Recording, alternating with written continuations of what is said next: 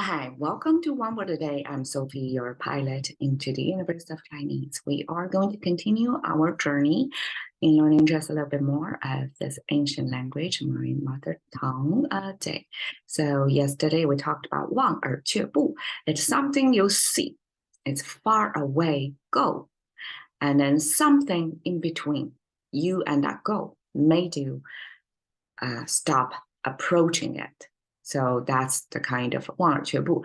It's not necessarily be daunting as Google translated. It could be you need more information or more reading of the situation before you decide what action to take. Definitely, it's not retreating from it, but it's not approaching either. So you're kind of pausing over there. Today we have 步 continue, and we continue it twice. 步步高升. So Chinese, occasionally, we use the same character next to each other, same pronunciation, same meaning, repeated twice next to each other.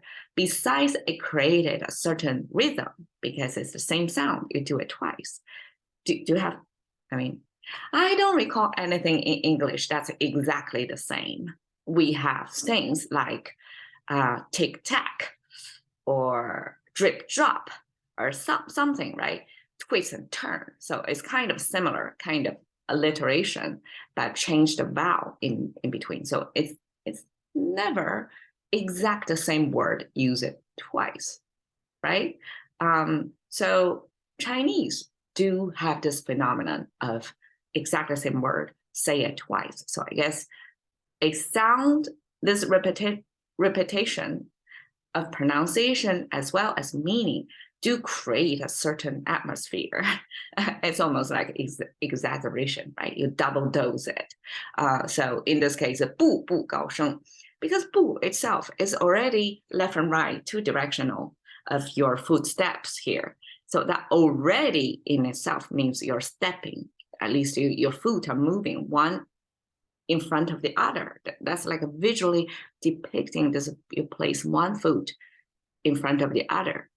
And again, this is cactus-looking weird shape is 3 toes from the foot, and then this is the sole or the arch connected, the main body of the foot. So the foot, and you can see this is the mirror image of that. And you may wonder like why it doesn't look exactly the same, because here we have this diagonal line going downward. I guess that creates some visual weight or something, make it more distinctive. So because there are many Chinese characters involved with many strokes, right? So how to make each individual character visually distinctive is also about the efficiency of language, right? So the visual representation, even if it's repeating of the same thing, like we have this Chinese character fei, is a mirror image of like three horizontal lines going against each other that looks kind of like a pair of wings, like going each other. That means opposing, or it's looking like a mirror image of it. So it means negative, actually. It means this is not that. This is kind of a mirror image of that. So they are not the same thing. So in that case, it's direct opposing or direct mirror image of that. It's an exact copy. But in this, language creators decided to create a certain dynamic at the bottom foot, kind of diagonalized. So probably that also gives you a direction of, because it's coming from the lower left corner of the frame, right? So it gives you a direction of progression toward the front. So this is like a further away, right? So it gives you the sense of motion. You're going from here, and that's your first step, and then you have the next step to it. Maybe, I don't know, I'm guessing. So in any case, in contemporary Chinese, it was abstracted into even further to tell, like this is actually the bottom is the same as the top, but we cannot write it everything in reverse because there's a lot more strokes. So it got simplified into this shape. Okay, so enough of that. By itself, it's already 2 foot in front like one in front of the other, right? And now there are like 4 of them, and the exact same sound repeated twice, boo, boo. That further reinforce the concept of you're taking each step firmly, this sense of progression, and this kind of a marginal, like an incremental progression was then created by repeating the same, like step, right? So I guess in that sense, it's kind of step by step in English, but in English, it has to be connected by step by step. You cannot put a step next to each other immediately. You have to connect them somehow, right? Because in English, really, if you can think of an example, let me know. I cannot recall any of exact same English word repeated twice and as a set phrase that's exist in the language expression. So we may have like a day after day, day in, day out, right? Things like that. But Chinese will just use day, and you figure the direction of that. And here it's just boo, boo. Like we don't have like step by step kind of thing.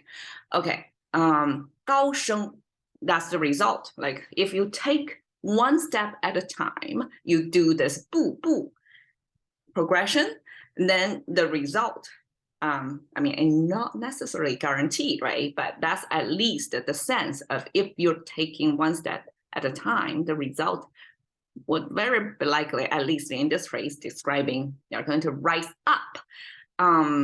So this up, we say the result first. The result is going higher. And here the 升 is rise. So it's again this higher. So 高升 is kind of making sure you have both higher as in relative to today, right? So that's a comparative, like a relative positioning. You're going higher, taller than now, you're now. And the 升 also give you this sense of a rising up. Okay, so this higher is, okay, if we view this higher, 高 as the static status. So static, by that, I mean, it's result. It's already your higher than now. There's not talking about in between. It's only snapshot of a future time you and you now in terms of positioning in your organization or social status. So in the future is higher than today. So that's a static description. Cut out the time change in between. But the 升 give you the sense of dynamic, like how you go there, it's you're rising up like that.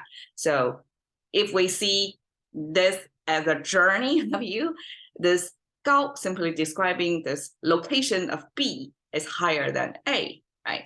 And the 升 is the connector between the A, B, that give you the whole curve line over there. And we can even see the curve line over there visually in the language.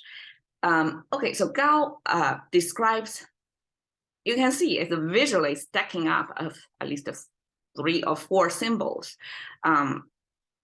Well, scholars explain it as a structure or architecture. That means like at least a 2-story high. So here, this big arch thing probably is the first story of the construction. And then there's a window here, there's a window on the second layer, and then there's this roof structure. So that's a visual to say at least this is 2-story high. So if an architecture is 2-story high, for sure, guaranteed, it's going to be taller than you, an average language user or a human being. So it's for sure going to be taller than your current position. So that's in relative. So we use some object in life that's guaranteed as then you as the language user is the human as the measurement of height. So if a human height is your benchmark, then 2-story building is guaranteed to be higher than you. Okay, 升 is this structure that's measurement of volume used by farmers at the end of the season, right? To to pour in the grains or whatever, the wheat or whatever they harvested in this container. And there is this markers of, it's kind of measuring cup thing, right? Except it's a huge, it's in volume. And then sheng gives you this sense of rising up. So because language is a static thing, it's a 2D dimensional depiction, right? And somewhat in this frame, you kind of can see the 3D vision almost, right, in this character. And these are the markers of the height.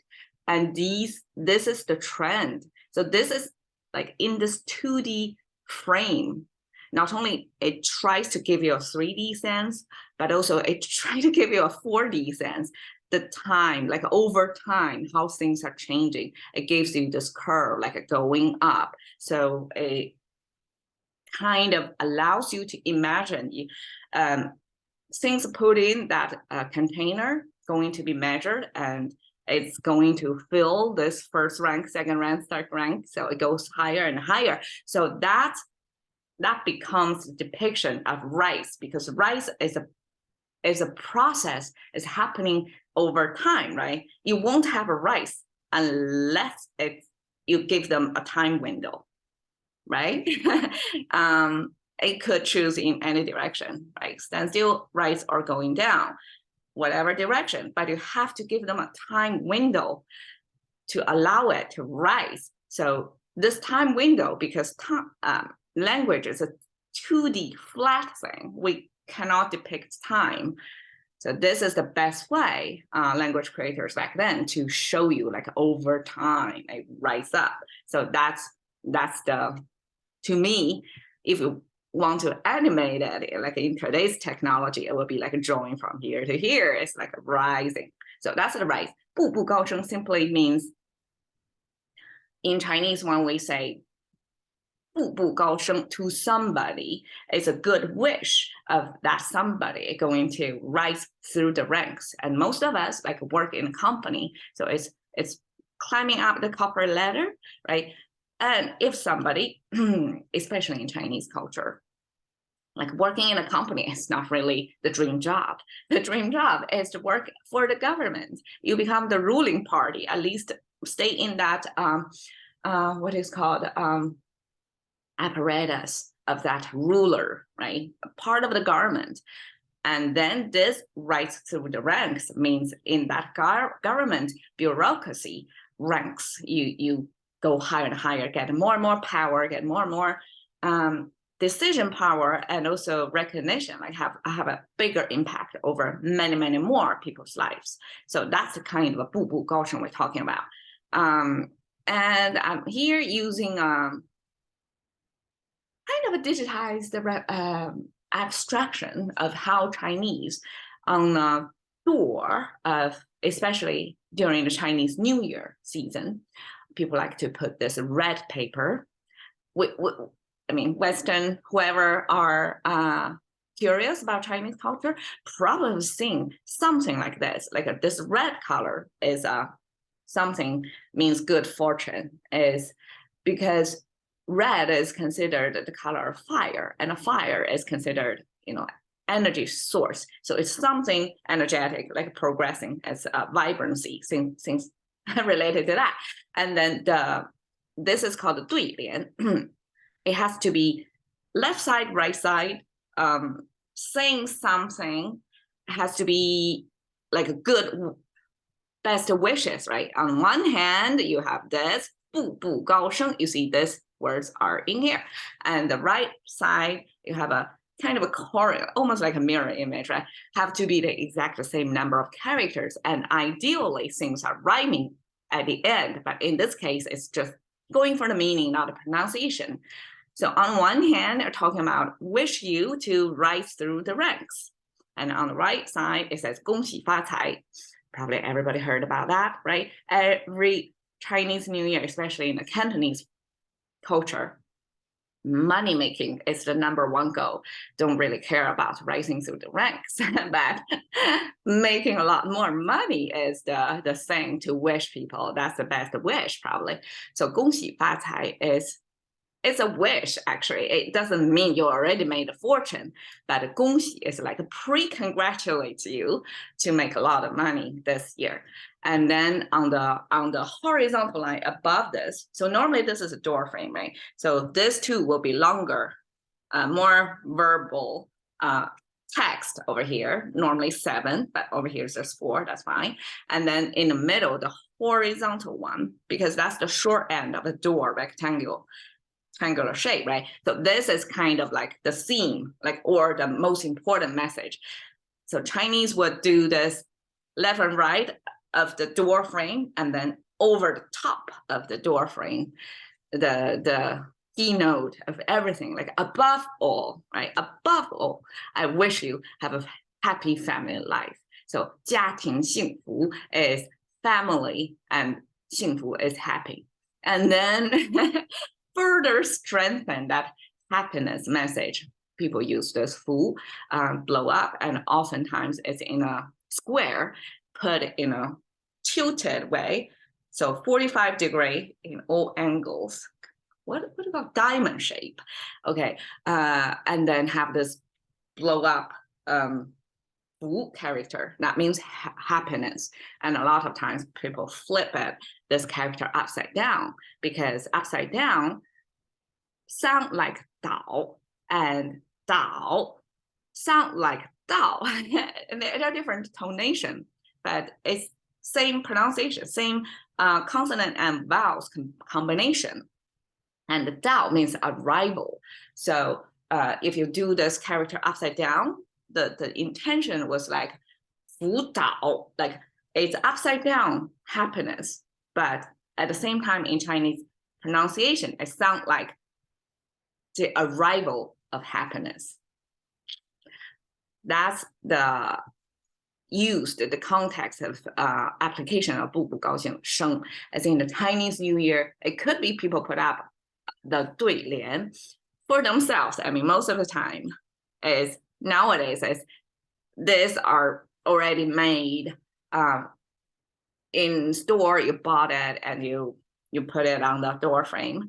But in other, I mean, I guess in a traditional sense that people who are educated and who most often are also pretty talented at calligraphy, so they will produce this. They will calligraph these characters, these best wishes, with the brushes, right? Like homemade brushes, and you would give it to your best friend or something. So this is somebody else, another family, best wish to your family, and you put that proudly on the door frame. So this is somebody else's best wish for you, but contemporarily, like we kind of lost that capacity to write calligraphy and come up with good wishes and exchange that as a gift. So it's a kind of elaborate Chinese New Year gift between friends.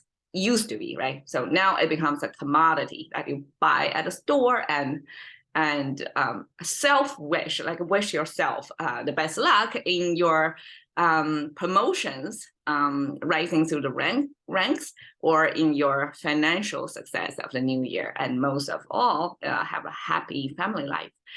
And we just passed the Chinese New Year for 2023, and I totally forgot about that. But this is a belated, probably a week late of the message of wish you, my audience here, rise through the ranks and 步步高升 and 恭喜发财 in the Chinese New Year, and above all, have a happy family life. Okay, cash into the currency of thinking by one word a day with Sophie. See you later.